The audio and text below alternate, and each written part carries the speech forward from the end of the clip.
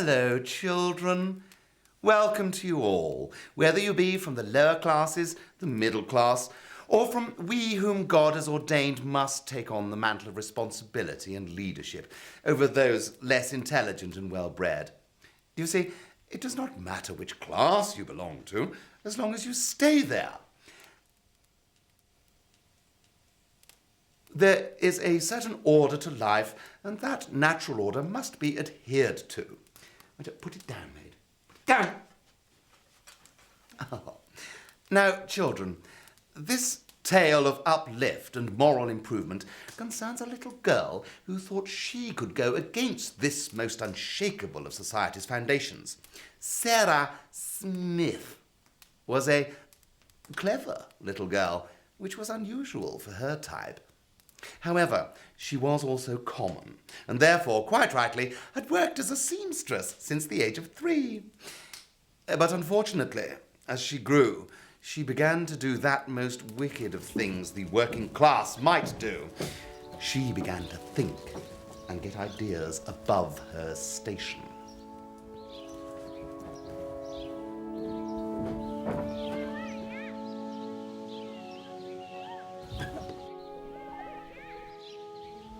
Mike, look at those children playing outside. How happy they seem flying their kite. Oh, wouldn't it be nice to play in the fresh, clean air, to fly freely like a kite over the park? Oh, God. They should be wanting a nice pair of shoes and a lovely bonnet and all. Yes, Mike, yes. I should like all of those things. What keeps us shackled here in this garret 10 hours a day, stitching these clothes, never seeing the sun? 'Cause they's toffs and we ain't. And that's life.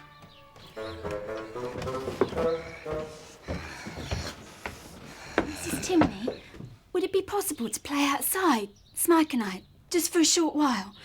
Just to feel the sun on our faces?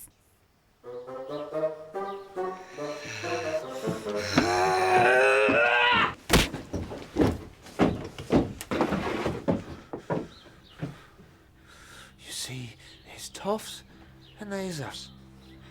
And that's the end of it. Oh no, Smike. That is the beginning. The hot summer came along, and every day the lovely children could be seen from the window playing outside. But every day Sarah watched and dreamed until she could bear it no longer. I don't care anymore, Smike. I'm going. I'm going to play with those children. Just for once, I will be like them. But Mrs. Timney, she's an ape. I no longer care. She can harm my body, but my mind is as free as that kite they fly over London. Wait, Miss Sarah. If anything should happen to you, I don't think I could bear it. Wait a moment. I shall take that bundle of clothes downstairs and drop them in front of Mrs. Timney, soiling them. She'll beat me for hours. And then you'll have enough time to play with the posh children. You would do that for me, Smike? If you wish it, I would. I would do anything for you. Just promise me you'll come back. Smike, I promise. Now go. I can wait no longer. Oh, Smike, thank you.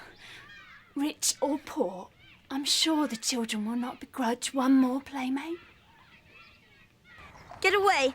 Leave us alone! She touched me! She touched my arm! Help! I only want to play. What does she mean? I can't understand her. Constable! Constable! Oh, horror! Horror! And children, at this moment you may be forgiven for presuming that the girl may have become resentful, to have started to doubt the justice and wisdom of the English class system. In fact, you may have expected her to fall under the spell of a certain Mr. Karl Marx. But it is a credit to the otherwise misguided child that she realized that this went against God's natural ruling. Working-class people seizing the means of production.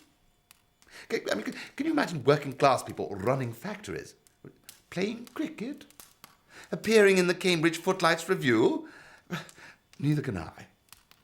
It was now clear to Sarah that there was more to being well-bred and civilised than simple good nature.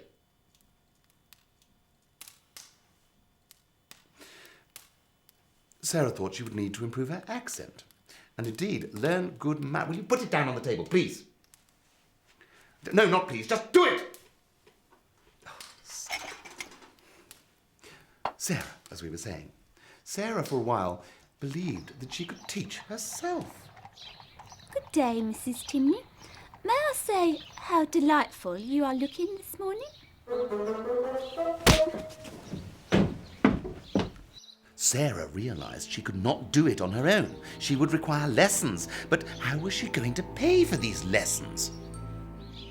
Unknown to her, Sarah's deliverance was at hand. And the source of her salvation?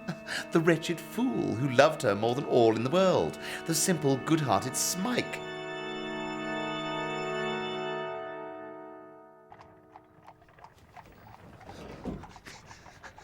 Smike!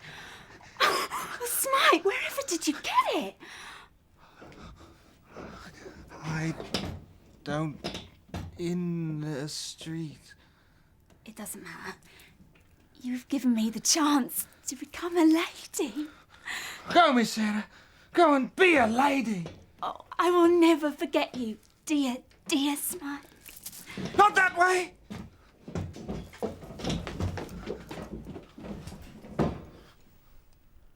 And at last, she found herself at the place she had always dreamed she would be. Professor Henry Harrison. The man whose teachings could raise a flower seller to a duchess at the right price.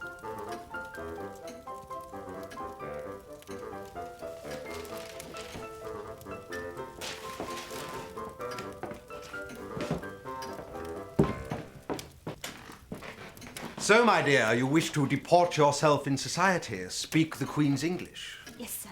Let me explain my method.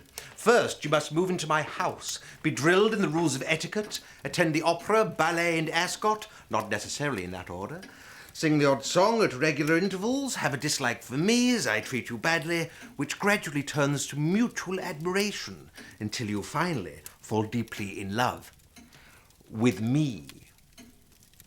Yes, sir. I understand. Then we shall begin immediately. Let me relieve you of that heavy burden. Now, repeat after me. In Hertford, Hereford, and Hampshire, poor people aren't allowed. In Hertford, Hereford, and Hampshire, The lessons began, and little Sarah Smith proved a quick and diligent student. In fact, Professor Harrison had never encountered a pupil so eager to learn.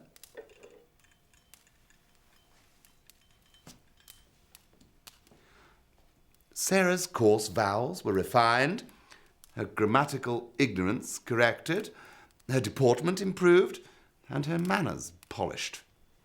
Until, at last, one afternoon in July.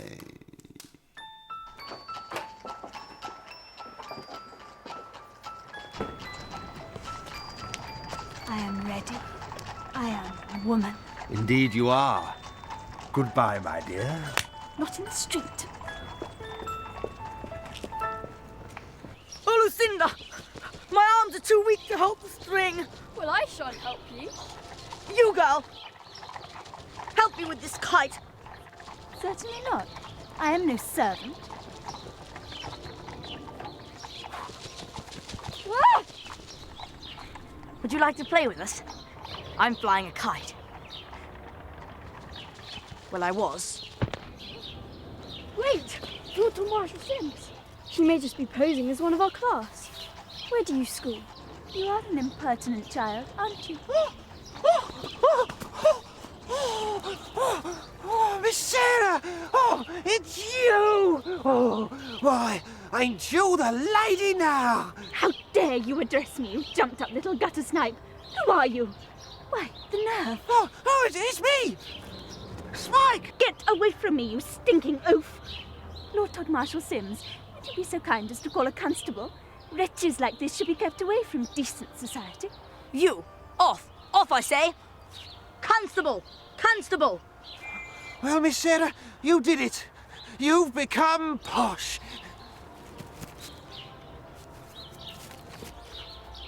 I love you.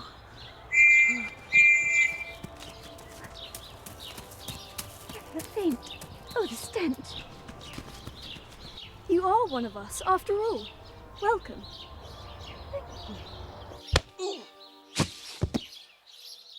Indeed, Sarah had passed herself off as a lady. The upper-class children played, and Sarah joined them. They took her in as one of their own. Sarah's accent was perfect, her knowledge of manners impeccable. However, as is always the case, one mistake would be enough for the devil inside to be exposed. Evil will always reveal itself. Always. Oh, how I love to fly the kite. The feel of the wind, the freedom. Oh, Sarah, I'm so glad you came to play. You're so refined, so well-bred, so posh. Am I? Oh, Lord Todd Marshall Sim. In fact, damn it, I'm only 12 years old, but... Sarah, will you marry me? I know Peter will approve. You seem of such good breeding stock. Marriage? Where? Yes, due to interbreeding, all the other society girls have hemophilia, elephantiasis, or a Hasburg chin. So will you marry me? Will you become Lady Todd Marshall Sims? Why, sir, I'm honoured, but... Yes. Yes, of course I will. I'm so happy. Look, I'm crying. Oh, we must celebrate with breakfast. Get the butler here at once. Oh, where is the wretched fool? We must have kedgeree. Kedgeree? What on earth is that? You mean to say you have never eaten kedgeree? She doesn't know what kedgeree is. She doesn't know? She doesn't know. She doesn't know? She isn't one of us. She isn't upper class at all. She's common. Imposter! How dare she? No, please. I only wanted to play. I only wanted to fly the kite. Sarah Smith did not know her place and had to be punished. Her nose was blooded, her dress torn, but it did not stop there. Oh no, an example had to be made. Sarah! The wronged children had tied Sarah to their kite and flown the evil child above the slums of the East End as an example to all those who thought it might be a good idea to get above their station. Hurrah for them. Did you enjoy this tale of uplift and moral improvement, children? I did. So please remember, if you are from the working classes, shut up, stop whining, and live with it. Good night.